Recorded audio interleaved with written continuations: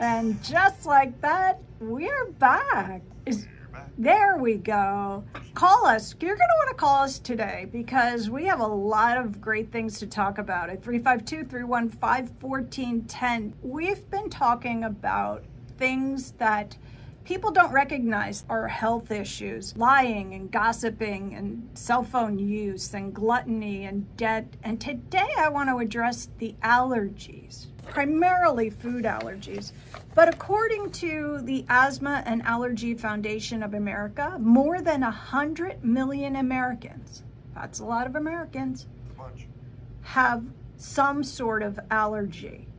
And their allergies, either the seasonal allergies, allergies to food, allergies to medicine. Over 20 million Americans, that's a lot of Americans, have food allergies to milk, eggs, wheat, tree nuts, fish, shellfish, wheat, soy, and sesame. But boy, oh boy, if some of you are suffering from things and you can't find an answer, look to your food and just eliminate something. Just eliminate something and start to eliminate these things. Be your own advocate for your own body. Last week, I mentioned a bug that was in our food colorings, but I couldn't remember the name. So this week, I promised, here it is.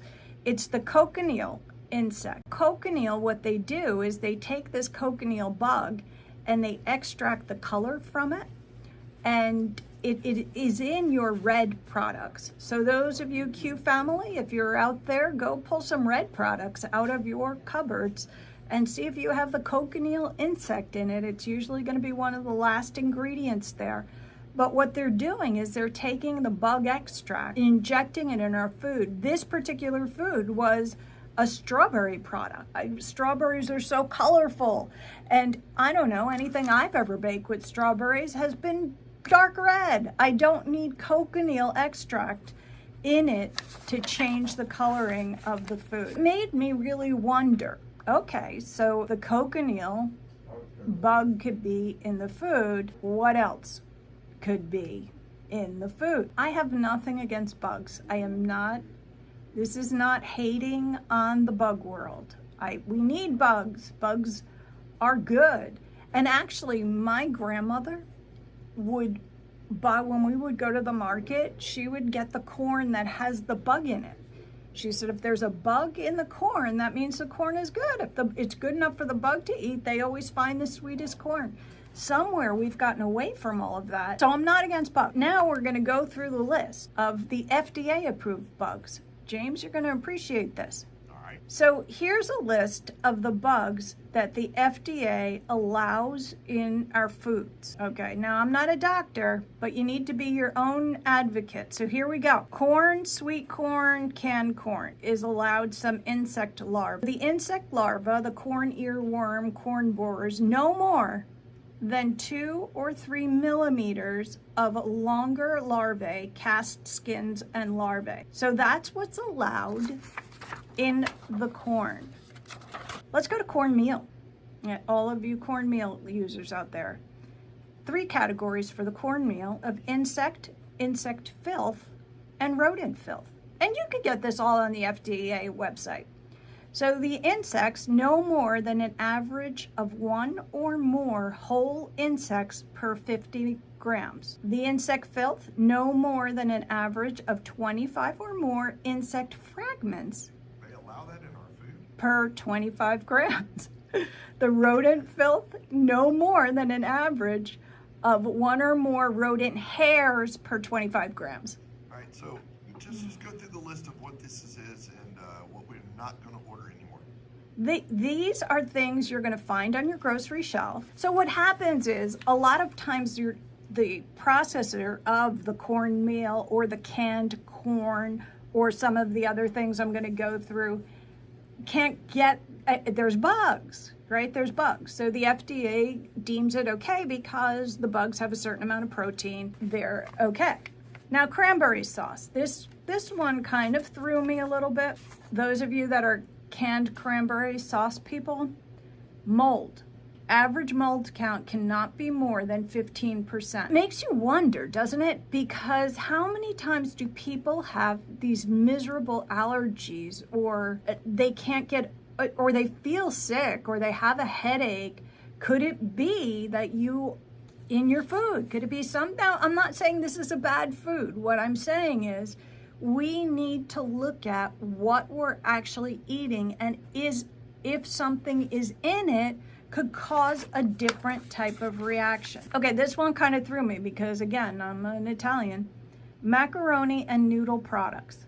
The insect filth could be no more than an average of 220 insect fragments or more per 225 grams. There you have it. Rodent, no more than an average of 4.5 rodent hairs per 225 grams.